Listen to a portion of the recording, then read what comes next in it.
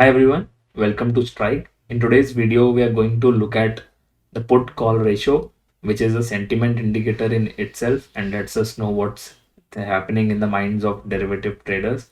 There are two ways to look at it at a market level and separately for each symbol. So we'll try to look at both and I'll show how to use them both in Strike. So stay tuned in for the video and we'll begin. So let's first see the PCR from market levels. I'll just quickly jump into the analyze section and then into sentiment indicators. Here you can see in the third head, there is something known as derivative data, and there is two kinds of put call ratios available. One is open interest and the other one is volume. So what's the difference is in this one, we are looking at the open interest, that is the outstanding number of puts and calls. When we divide the number of outstanding puts by number of outstanding calls, the resultant number is put call ratio for that day. Now further, just because that data can be a bit jerkier, we have smoothened it with a 9-day average, and this ratio that you are seeing currently is for all the symbols that are available in FNO market, and the other one is based on volume. So here we are simply adding up the volume of all the puts divided by the volume of all calls and smoothing it with 14-day average. So this is more of a long-term indicator, and open interest PCR is a bit short term. So what is your simple observation by looking at this chart is that this ratio in revolves in overbought and oversold zones, and the range can also shift with time. So what I am able to see is that extreme lows in this data are associated with market lows, and that can cause bounce in the near term, and extreme highs in this data are associated with market tops, which can cause some kind of correction. Why is it so? Simple meaning. So if you are seeing a very high PCR, which means a lot more puts have been sold in relative to calls. And who sells puts? Only the strong hands, right? So market, there is a crowd behavior that expects that the market will not fall from here, so they keep on selling puts, which increases the PCR to a certain extreme zone from where reversals can occur. So you can see multiple tops have been associated with this high PCRs, and there are also divergences that occur like other indicators. A higher high in the index sometimes is not confirmed by the data, like this one.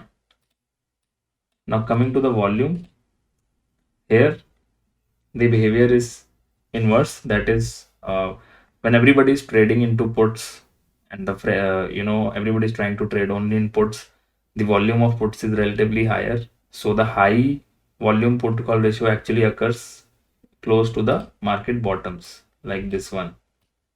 And this indicator can also change its range over time. As you can see, this range had been a resistance earlier and now it is acting as a support. So the indicator has gone into new territory altogether.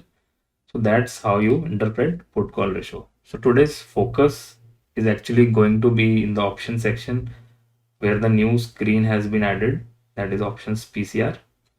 I'll just jump to that. So right now I'm in options PCR screen. So what you can see here is you have the choice to change the symbol.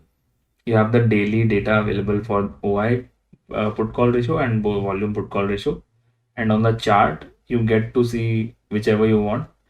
You can just click this boxes and deselect or select. So you have a choice to view raw OI PCR, that is the raw number for that day. Even the raw numbers can sometimes help you spot a very quick reversal. Then there is a smoothened version of the same, that is a 10-day average of that data. And similarly, you have raw volume PCR and you have the average of the same. So you get to view any one or all four together. You can simply select whichever you want and view it on the chart. So I mostly look at the smoothened version to avoid spikes.